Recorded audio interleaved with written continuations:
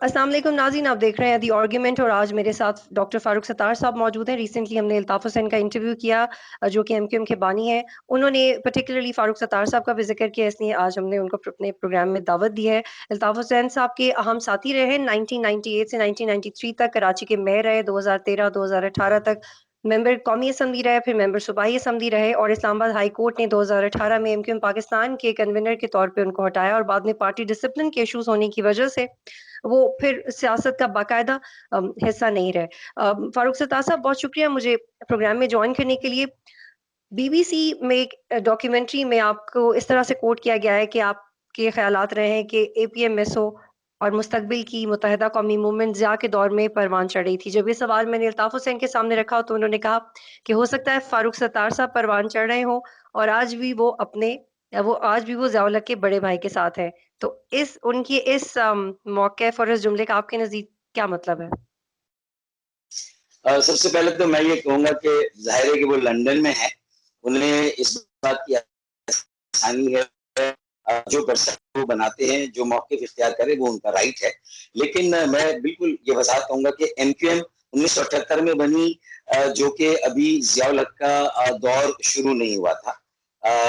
1977 में martial law लग गया था, ज़िया-उल-हक का दौर शुरू हो गया था, लेकिन उसमें इसके बनने में कहीं ज़िया-उल-हक का या मार्शल लॉ रेजीम का कोई हाथ नहीं था। ये इंडिजिनसली बनी, नेचुरली बनी, हालात के ज़बर में बनी, जो नाइंसाफी और जो इम्तियाजी सुलूक था, एहसास से महरूमी था, शहरी सिंध के नौजवानों में, तलबा और तालिबात में कोटा सिस्टम को लेकर तालीमी इदारों के दाखिलों में और फिर मुलाजमतों में और इसी तरह कई और मामला थे। तो ये नेचुरली बनी और शुरू में बहुत टफ टाइम फेस किया, जिसमें वो झूठा मुकदमा बना, मज़ार कायद पे पाकिस्तानी परचम को नजर आतिश करने का, वो सारी बातें जो अल्ताफ हुसैन साहब ने कही बिल्कुल अपनी जगह पे दुरुस्त है, उनके ये सारे मौक़िफ़ सही हैं।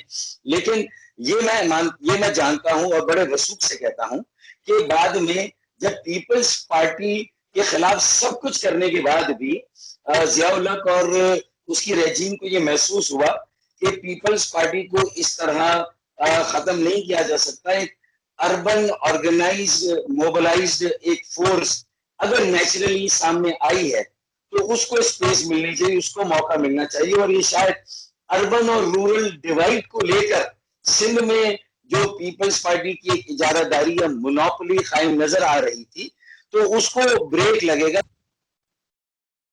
मुझे लगता है कि पॉलिसी होगी तो उसमें एमक्यूएम की जो रुकावटें थी वो मुझे एपीएमएसओ की उस जमाने में मुझे दूर ठीक है, से नजर आई और हमें काम करने की स्पेस मिली। 86 का ठीक। जलसा हमने किया और लेकिन हमारे खिलाफ कॉन्स्पिरेसी बंद नहीं हुई थी। 86 का हुँ। जलसा कराची में करने के बाद जब हम हैदराबाद जा रहे थे तो फिर वहां पर जो अटैक हुआ मंशियात फरोशों की तरफ से, जो बाद में जब देखा कि एपीएमएसओ भी एक एक बेकाबू एक ऐसी सियासी कुव्वत बनने जा रही मिडिल क्लास नौजवानों की, पढ़े लिखे लोगों की, तो फिर एमक्यूएम को ब्रेक लगाने के लिए भी उस वक्त ज़िया-उल-हक के रेजिम ने ये ठीक है, सारी चीजें की। एक उनका सवाल परसेप्शन अपनी है, लेकिन मेरा एक और परसेप्शन सवाल। ये कि हमें बहरा स्पेस मिलती रही है। तो मैंने ये नहीं कहा कि उसमें कहीं बकायदा हम एस्टेब्लिशमेंट की ठीक पैदावारी या किसी मिलिट्री रेजिम ने ठीक हमें है, एक सपोर्ट सवाल किया, करने का मौका दें। हुँ। रुकावटें नहीं डाली बाद में। जी।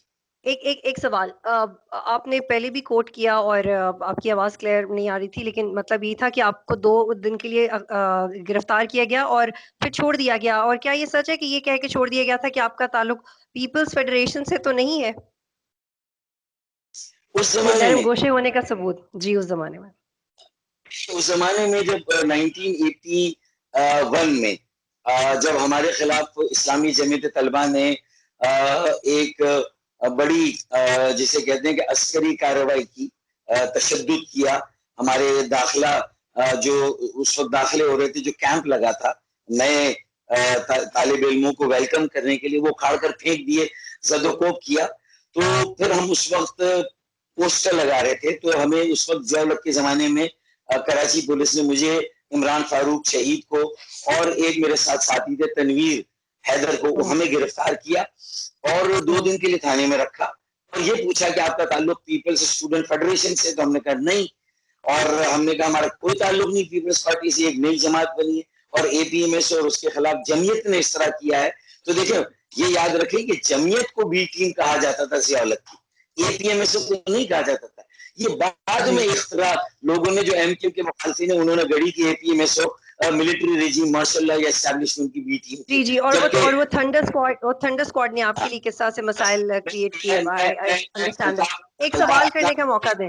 ایک بات الطاف بھائی کی ایک اور بات کی بھی وہ کروں گا کہ کل اب بھی اگر میں ضیاء الحق کی میں حمایت کرتا ہوا نظر آ رہا ہوں, اور آج بھی میں ضیاء الحق کے چھوٹے بھائی کے ساتھ ہوں, تو آج بڑے میں بھائی کے جہاں پر ساتھ. کھڑا ہوں, آج میں جہاں پر ہوں, تو میرے خیال میں اس کے بعد کم از کم ایسے جو زیرت جو تجربہ ان کا ہے انہیں کم از کم یہ والی بات میرے بارے میں نہیں کہنی چاہیے کہ میں ضیاء الحق کے چھوٹے بھائی کے ساتھ آج میری کوئی نسبت ہے. اگر میری نسبت ہوتی تو میں بہادر آباد میں ہوتا, ایم کیو ایم کا نظم و نسق میرے پاس ہوتا, مجھ سے لے کے کسی اور کو نہ دیا جاتا, اور الیکشن کمیشن میری سربراہی میں میرے خلاف ووٹ نہیں پڑے تھے 24, میرے خلاف فیصلہ نہیں دیتا, اور پھر اس کو اسلام آباد ہائی کورٹ اینڈورس نہ کرتی. تو اس کا مطلب ٹھیک ہے. یہ ساری باتیں میں جب کر رہا ہوں یہ میں ان کی اس کے لیے میں لیکن لوگوں کی کلیریفیکیشن کے لیے کہ اگر میں ضیاء ٹھیک الحق ان کے چھوٹے بھائی سے کوئی نسبت رکھتا تو آج میں اس کیفیت اور اس صورت میں نہ ہوتا. ٹھیک. آپ نے دیکھا کہ انہوں نے ماضی قریب میں بھی معافی تو مانگی. انہوں نے میرے انٹرویو میں کہا کہ میں معافی مانگ چکا ہوں, اب نہیں مل رہی تو میں کیا کروں. آپ کی یہ خواہش ہے کہ ان کو 2016 کی تقریر کی معافی مل جائے؟ دیکھیے اب ان کا معاملہ میری یا عام مہاجروں کی کسی کی بھی خواہش سے بہت آگے چلا گیا ہے. ان کی جو معافی ہے وہ 1 مہینے تک قائم رہی تھی. یہ جب انہوں نے 23 اگست کو جو صبح میرا اقدام ہوا تھا, اس معافی کے ساتھ انہوں نے میرے اس اقدام کو سپورٹ کیا تھا, اور سارے کارکنوں کو یہ کہا تھا کہ ڈاکٹر فاروق ستار کو جا کے جوائن کرو. اگر میں 8 گھنٹے کے لیے ڈی جی رینجرز جنرل بلال اکبر صاحب کی تحویل میں اس وقت رہا تھا, اور میں لندن سے علیحدگی کا اعلان تو اس حراست اور گرفتاری سے پہلے میں پریس کلب گیا تھا, تو جب انہوں نے لائن کھینچ دی تو میں نے بھی لائن کھینچ دی. تو یہ بھی بعد میں کہا گیا کہ انہوں نے جو کہا ہے وہ ذہنی دباؤ میں کہا ہے, جو تقریر میں کہا وہ ذہنی دباؤ کی وجہ سے کہہ دیا. تو ذہنی دباؤ میں آ کے آپ نے اپنے قائد کا ساتھ چھوڑ دیا. وہ ذہنی دباؤ کا شکار تھے اور آپ بجائے کہ ان کو سمجھاتے, وہ پریشان تھے. ذہنی دباؤ اسے مورلی تو یہ سوال نکلتا ہے کہ ایک ذہنی تناؤ کا شکار شخص کا ساتھ چھوڑ دیا. میں آپ کا سوال سمجھ گیا, مجھے پوری آواز نہیں آئی. یہ دیکھیے میں بھی ڈیفینڈ کرتا رہا جب افواج پاکستان اور افواج پاکستان کے جرنیلوں کے خلاف بھی ان کے بیانات آئے, تو میں نے کہا یہاں تک تو میں کہہ سکتا ہوں کہ ہاں کوئی ذہنی دباؤ ہے, ان کی صحت کی ناسازی ہے, اور ظاہر ہے کہ ایسی کیفیت میں اگر وہ ایسی بات کر رہے ہیں تو یہ اتنی قابل گرفت نہیں ہونی چاہیے.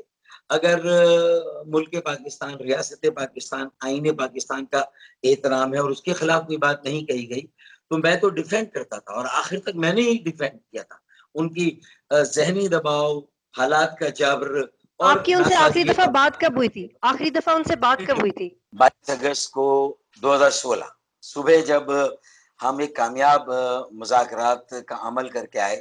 پرویز رشید اس وقت وزیر تھے نواز شریف صاحب کی کابینہ میں, اور انہوں نے کہا کہ وہ میرے خیال میں پیر کا دن تھا, اور کہا کہ جمعرات کو نواز شریف آئیں گے, آپ کے بھوک ہڑتالی کیمپ کو وزٹ کریں گے, آپ کی ساری شرائط مطالبات کو مانیں گے, اور آپ کو پانی پلا کے آپ کی ہڑتال کو ختم کریں گے. تو 3 دن اور انتظار کر لیں, اور جو آپ نے مطالبات کہے ہیں وہ سارے مان لیے جائیں گے. میں اس کی تفصیل میں نہیں جا رہا. جو ہم ٹھیک نے ہے, آپ کی کب مطالبات بات ہوئی رکھے, تھی؟ 22 اگست کو 2016 کو آپ کی ان کی تو بات ہوئی تھی. جب میں نے میرے ساتھیوں نے بریف کر دیا انہیں, لیکن ان کی تسلی نہیں ہوئی. شاید ان کے ذہن میں کوئی اور بات تھی, اور انہوں نے پریس کلب پہ ساتھیوں کو کسی اور بات کے لیے پہلے سے تیار کیا ہوا تھا, تو شاید وہ پہلے سے انہوں نے کچھ سوچ رکھا تھا. وہ مذاکراتی عمل کا کوئی فائدہ نہیں ہوا. میں نے جب ان سے پوچھا کہ کیا کسی پرانے ساتھی سے بات ہوتی ہے تو انہوں نے مسکرا کے کہا کہ کیا کسی نے مرنا ہے مجھ سے بات کر کے. تو میرا آپ سے سوال یہ کہ کبھی ان کی یاد آتی ہے, کبھی دل چاہتا ہے بات کرنے کا, اتنا وقت ساتھ گزارا؟ دیکھیں یاد آنا نہ آنا, ایک اچھا دور گزارا, بہت اچھے کام کیے. یعنی ایم کیو ایم کے نظم و ضبط کی مثال تو ایم کیو ایم کا بدترین مخالف بھی دیتا ہے نا. اور پھر ایم کیو ایم کی جو مڈل کلاس کے لیے جو امپاورمنٹ کے لیے پالیسیز تھی، جو بلدیات میں جو میرے زمانے میں میں نے کام کیا، کم وسائل کم اختیارات میں، پھر مصطفیٰ کمال کے زمانے میں جو مشرف صاحب کے ساتھ وسائل بھی ملے، اختیارات بھی ملے، جو وہ تجربہ تھا، تو اس زمانے میں ہمارا لندن آنا جانا تھا، تو کیوں یاد نہیں آئے گی، ہمارے 35 سال لگے وہاں پر، اور ظاہر ہے میں اس 35 سال سے اپنے آپ کو اس طرح ڈسکنیکٹ نہیں کر سکتا جس طرح شاید آج میرے بہادر آباد کے اور پی ایس پی کے بہت سارے ساتھی جو تاثر دیتے ہیں، یہ غلط ہے.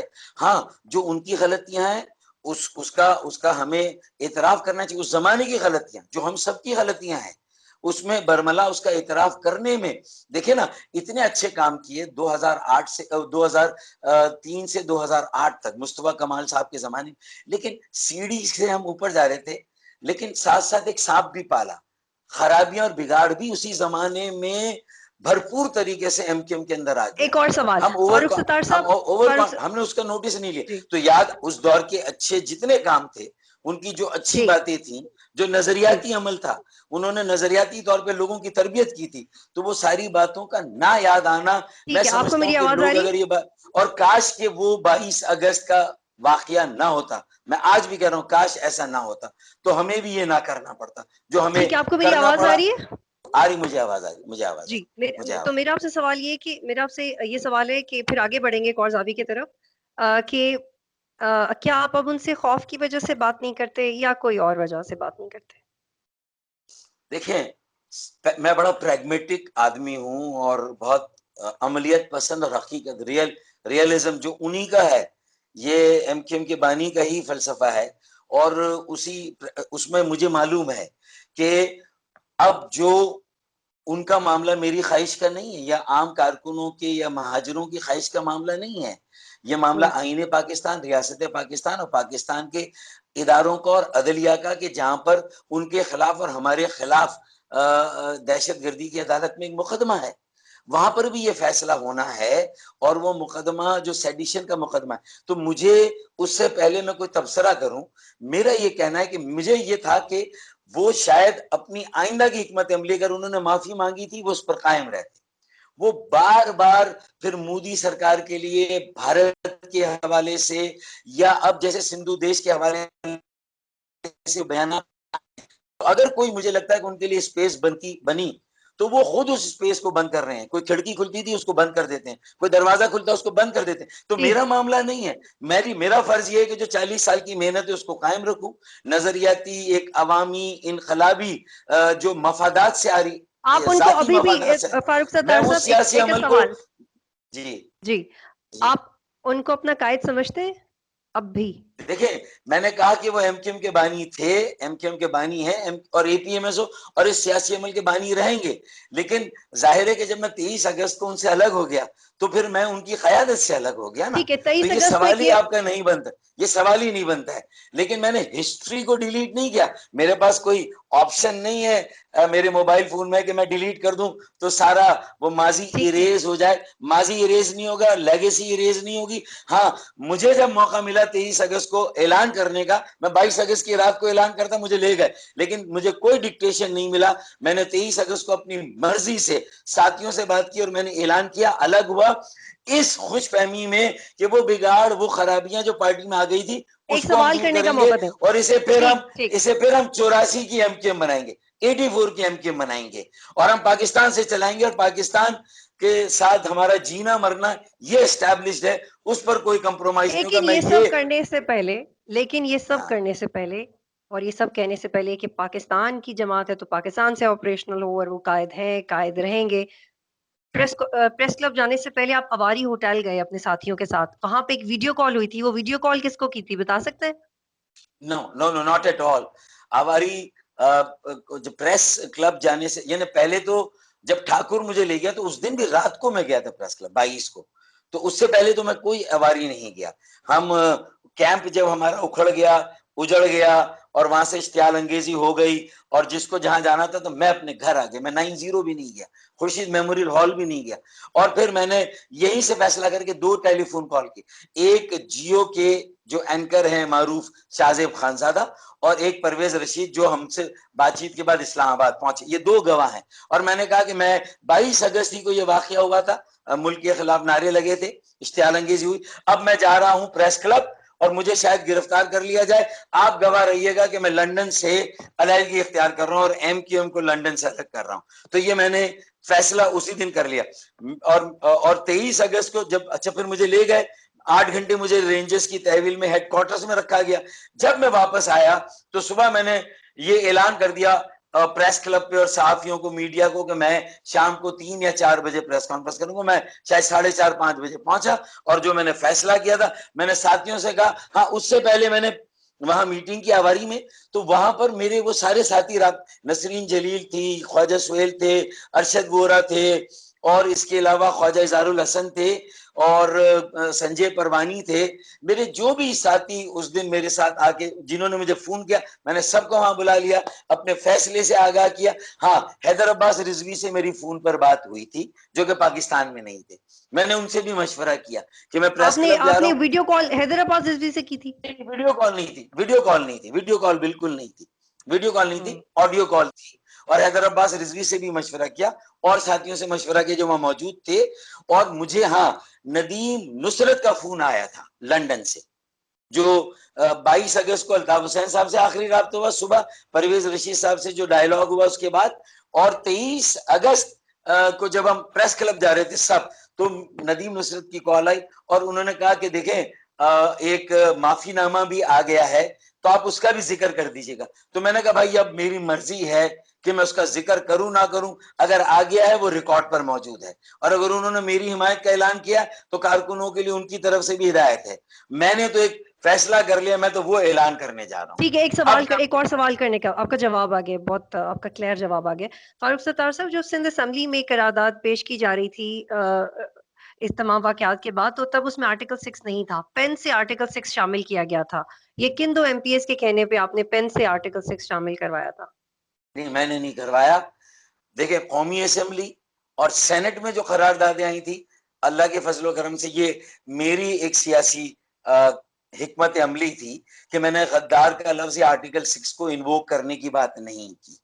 میں نے کہا کہ جو انصاف کے تقاضے وہ پورے ہو, جو ایک عدالتی عمل ہے وہ پورا ہونا چاہیے, اور اس میں جو ملک جو کچھ اس دن ہوا نہیں ہونا چاہیے تھا. میں نے تقریر کی, میری قومی اسمبلی کی تقریر ہے, اور جو قرارداد پاس کی اس میں آرٹیکل 6 کا ذکر نہیں تھا. یہ میری ایک سیاسی سوجھ بوجھ تھی جس پر میں نے P M L N, P T I, Peoples Party اور اے این پی سب کو, جماعت اسلامی سب کو, جے یو آئی کو قائل کر کے آرٹیکل 6 کا ذکر نہیں آنے دیا. لیکن میرے ساتھی جو صوبائی اسمبلی میں تھے وہ بے بس ہو گئے شاید, کون مراد تھے علی وہ, کون تھے؟ اور پیپلز پارٹی, اور انہیں مجبوراً وہ ڈالنا پڑا. میں نے آخر تک کوشش کی کہ وہ آرٹیکل 6 کا ذکر نہ آئے. پھر میں نے کہا سردار احمد, فیصل سزواری, خواجہ اظہار, اب تم لوگ جو مناسب سمجھو, تم کیپٹن ہو وہاں کے, میں یہاں سے بیٹھ کے تمہیں میں فون پہ کوئی گائیڈ کروں اگر تم سمجھتے. تو میں نے کہا کہ ان کی قرارداد کو بھی تم پاس کرو اور اپنی قرارداد میں آرٹیکل 6 ان تینوں نے آرٹیکل 6 لگوایا, ان دیکھیں تینوں میں نے نے آرٹیکل 6 تینوں نے ڈلوایا. لگوایا, پیپلز پارٹی نے, پیپلز پارٹی نے لگوایا, مراد علی شاہ نے لگوایا, بلاول بھٹو, بلاول زرداری, بلاول بھٹو زرداری نے لگوایا.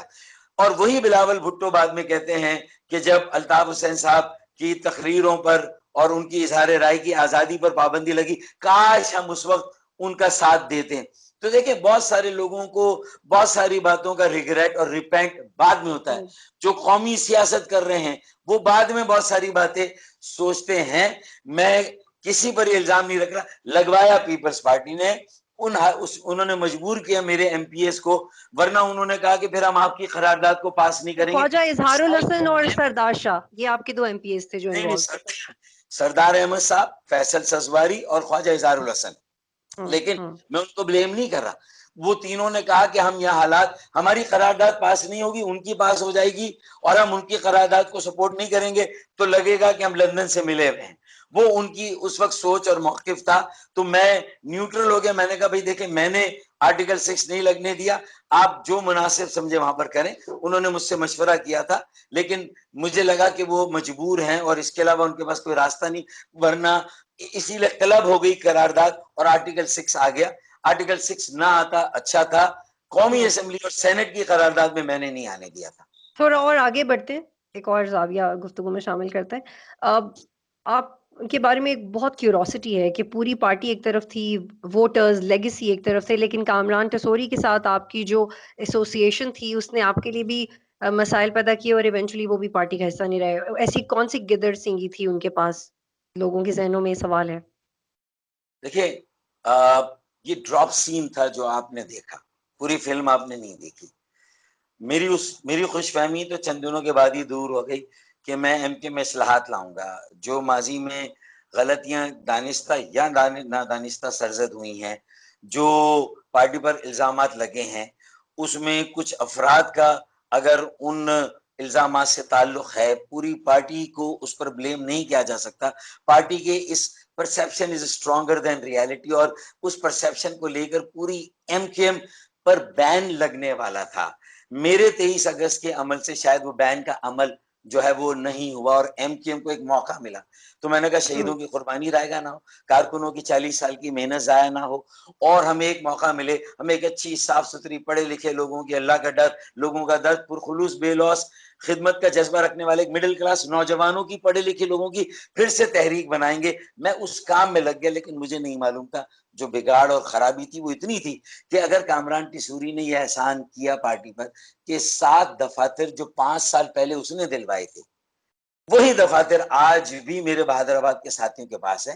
مجھے الگ کرنے کے بعد، کامران ٹسوری سے جان چھڑانے کے بعد، ان کو کوئی نیا آفس نہیں ملا، کوئی گمشدہ ساتھی ان کے ہینڈ اوور نہیں کیا گیا، کوئی سیاسی اسیر جو بے گناہ تھا جھوٹے مقدمے میں اس کو رہا نہیں کیا گیا. جبکہ انہوں نے یہ ساری باتیں پی ٹی آئی کے ساتھ معاہدے میں بھی پہلی شک کے طور پر رکھی اور کہا یہ میری ہماری زندگی موت کا مسئلہ ہے. خالد مقبول علیحدہ ہوئے حکومت چھوڑ دی. آپ نے ایک مرجر اچھی کیا کس کے کہنے، آپ نے یہ مرجر کیا کس کے کہنے پہ تھا؟ کس کی میں نے خواہش نہیں تھی کہ ایم کیو ایم پاکستان نہیں اور پی ایس پی کا نہیں مرجر ہو میں جائے؟ پہلے روز سے مخالف تھا. ابھی میں پارٹی میں تھا، میری صرف سربراہی لی گئی تھی.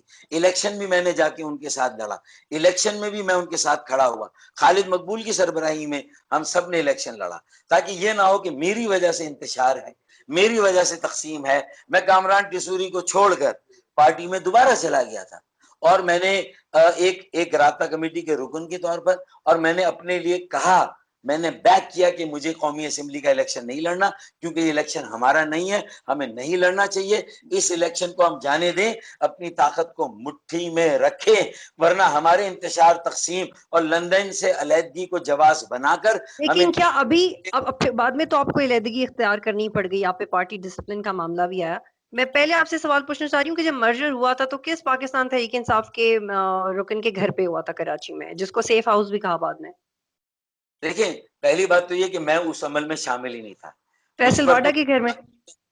نہیں نہیں نہیں نہیں نہیں ایسا بالکل نہیں ہے. یہ جو مرجر، کون سے مرجر کی بات کر رہی ہیں؟ پی ٹی آئی جو کے ساتھ؟ ایم کیو ایم اور پی ایس پی کا جو مرجر ہوا تھا. اچھا، وہ مرجر نہیں تھا، وہ الائنس. دیکھیں، مرجر کا مطلب تو انضمام، کوئی نئی پارٹی بناتے. وہ ہوں الحاق، اس ٹھیک علاق ٹھیک. کا ایک بیک گراؤنڈ ہے، ایک حالات کا جبر تھا. ہمیں اسپیس نہیں مل رہی تھی، 7 دفاتر سے زیادہ نہیں مل رہے تھے، لاپتہ ساتھی بازیاب نہیں ہو رہے تھے. کچھ ایسے مشترکہ دوست، سوشلائٹ، صنعت کار، تاجر، کاروباری، دانشور ایسے ہوتے ہیں سینئر صاحب، جو بار بار یہ مشورہ دے رہے تھے کہ فاروق بھائی کوئی ایسا کام کریں کہ پی ایس پی کے ساتھ کوئی آگے کے لیے سیاسی الحاق قائم کرے. لیکن تو وہ سیاسی غلطی بن گیا نا، وہ ایک سیاسی غلطی جو بن. سیاسی غلطی تھا، بالکل میں نے تو 24 گھنٹے میں ریئلائز کیا اپنی اس غلطی کو، اور اس میں کوئی میں نے کسر نہیں چھوڑی، اور میں نے تو کیا اب 24. آپ کا سیاسی سفر دوبارہ شروع ہونے جا رہا ہے؟ یہ بھی رپورٹس ہیں کہ آپ کی ملاقاتیں ہو رہی ہیں اور ڈی ایف ایس ریٹرنز کے نام پہ ایک پیپر تیار کیا جا رہا ہے، اس کے نکات شیئر کریں گے؟ ایسا کچھ ہے؟ سوال ہی نہیں پیدا ہوتا. دیکھیے، سوال ہی نہیں پیدا ہوتا کہ میری سیاست اب شروع، میری سیاست کبھی ختم نہیں ہوتی. میرے خیال میں پاکستان کا یہ منظرنامہ ایسا ہے کہ جس میں ہمارا میڈیا بھی بدقسمتی سے ان لوگوں کو زیادہ دیکھتا ہے جن کے پاس کوئی پولیٹیکل باقاعدہ پارٹی رجسٹرڈ ہو، یا جو قومی اسمبلی، سینٹ یا صوبائی اسمبلی میں جن کی کوئی نمائندگی ہو، تو ان کے ساتھ میڈیا کا ایک انٹریکشن رہتا ہے. لیکن میں یہ گارنٹی سے کہتا ہوں کہ 5 سال، اگر 3 سالوں میں 2018 سے میری ایم کیو ایم سے علیحدگی ہوئی، لیکن میں نے نئی پارٹی نہیں بنائی، ملک نہیں چھوڑا، سیاست نہیں چھوڑی. میں آپ ان کی 3 سال، ملاقاتیں نہیں ہو رہی؟ آپ کی ملاقاتیں ہو رہی ہیں؟ نہیں، میری ملاقاتیں کسی سے نہیں ہو رہی ہے، کسی سے نہیں ہو رہی ہے. لیکن وائبز اگر آپ کے پاس ہیں تو میرے پاس بھی ہوا میں بہت کچھ ہوتا ہے، وہ میرے پاس آتا ہے. جیسے پہلے ہوا میں تھا کہ پی ایس پی سے کوئی نہ کوئی معاملہ کریں گے تو شاید اسپیس بنے گی، پہلے ہوا میں ایسا تھا. لیکن اب میں وائب کی بیس پہ بات نہیں کر رہی، میں تو ایک صفحے پہ جو کچھ لکھا جا رہا ہے اس کی بیس پہ بات کر رہی ہوں. وہ جو پیپر تیار ہو رہا ہے اس کے بارے میں آپ سے پوچھ رہی ہوں. وائبز ہیں، اسکیچی میری معلومات ہیں، میری کوئی مصدقہ معلومات نہیں. یقین جانے میری کسی سے ملاقات نہیں ہے. اور جو میری وہاں مصطفیٰ کمال، انیس قائم خانی اور رضا ہارون اور ڈاکٹر صغیر سے ملاقات ہوئی تھی، وہاں فیصل واوڈا بھی موجود تھے اور وہاں کوئی وردی میں نہیں تھا جب ہمارا الحاق ہوا تھا. تو میں نہیں کہہ سکتا کہ وہ سیف ہاؤس تھا نہیں تھا، وہ کیا تھا. مجھے کہا گیا، میرے دوستوں نے مشورہ دیا جائیں. پھر فیصل سزباری اور خواجہ اظہار الحسن بھی وہاں پر آئے تھے. پھر باقی مذاکرات اور معاملات انہوں نے ان کے ساتھ طے کیے. اب وہ نیم رضامندی تھی نہیں تھی، وہ نیم دلی تھی یا وہ، لیکن 24 گھنٹے میں آپ سمجھ گئی کہ مجھے محسوس ہو گیا کہ یہ ایم کیو ایم کو ختم کرنے کی سازش ہے. میں نے ریئلائز کیا کہ یہ غلطی ہوئی ہے. اور پھر عامر خان بھی میرے ساتھ نہیں تھی اس فیصلے میں، وہ ملک سے باہر تھی. انہوں نے وہاں سے کہا انا للہ نہیں لاجون. اس کا مطلب یہ تھا کہ ایک طرف مجھے پی ایس پی کی طرف دھکیلا گیا حالات کے جبر نے، کچھ مشترکہ دوستوں نے، اور دوسری طرف عامر خان کے ہاتھوں میں ایم کیو ایم جا رہی تھی. آخری سوال فاروق ستار صاحب، آخری سوال. عمران فاروق قتل کیس میں الطاف حسین اشتہاری ہیں، وہ کہتے ہیں کہ میں تو اس میں شامل نہیں تھا، ان کی بیوہ نے جس شخص کو سب سے پہلے کال کی تھی وہ میں تھا، لیکن وہ اشتہاری ہیں پاکستانی عدالت کے مطابق. آپ کے مطابق وہ کیا ہے، انوالوڈ ہے اس میں یا نہیں؟ دیکھیں، میں کبھی بھی شک کی بنیاد پر کوئی بات کرنے کا قائل نہیں. میں کہتا ہوں کہ ڈاکٹر عمران فاروق کے قتل کیس میں اصولاً تو لندن میں یہ مقدمہ چلنا چاہیے تھا. میرے خیال میں وہاں کا نظام عدل اور انصاف ہم سے زیادہ بہتر ہے. لیکن وہاں کی حکومت نے یا عدالت نے کیوں یہ محسوس کیا کہ وہ اپنی جو بھی انفارمیشن ہے وہ شیئر کریں یہاں کے اداروں کے ساتھ، اور انہیں اس بات کا موقع ملا کہ وہ یہاں پاکستان. تب بھی ہم نے اپنے تحفظات کا اظہار ضرور کیا، لیکن کسی عدالتی عمل میں ہم نے کوئی رکاوٹ نہیں ڈالی. جن ٹھیک ہے. لوگوں کو سمجھ کے گرفتار کیا کہ ان کے خلاف مقدمہ چلا، اور جب فیصلہ آیا جس میں الطاف حسین صاحب کو اشتہاری ملزم قرار دیا گیا، تو سب سے پہلے میں نے شمائلہ فاروق بھابھی سے رابطہ کیا. اس کے بعد میں نے عمران فاروق کی والدہ سے، اور میرا بیان ریکارڈ پر ہے کہ اگر ان کی بیوہ اور ان کی والدہ مطمئن ہے کہ ان کی نظر میں یہ انصاف ہو گیا، تو میں نے کہا میں نے بھی اس پر اکتفا کر لیا کہ یہ جیسا تیسا بھی کیا مقدمہ چلا ان ہے. کی نظر میں ان کی نظر میں انصاف ہو گیا تھا؟ جی ہاں، انہوں نے مجھ سے یہ شیئر کیا کہ وہ کہتے ہیں کہ ان کی والدہ نے کہا بیٹا جو ہونا تھا وہ ہو گیا.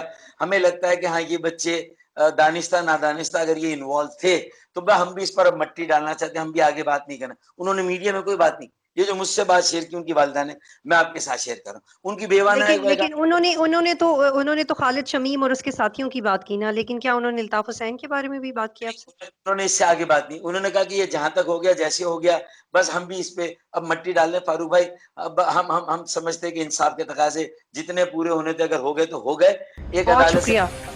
ہم بھی اس کو پرسیو نہیں کرنا چاہتے، اور آگے کا ہمیں نہیں معلوم کیا ہوگا، تو ہم کسی سے بات بھی نہیں کریں گے. بھائی آپ ہمارے بھائی ہیں، بیٹے ہیں، آپ سے بات کریں. بہت شکریہ فاروق ستار صاحب. It was a pleasure talking to you.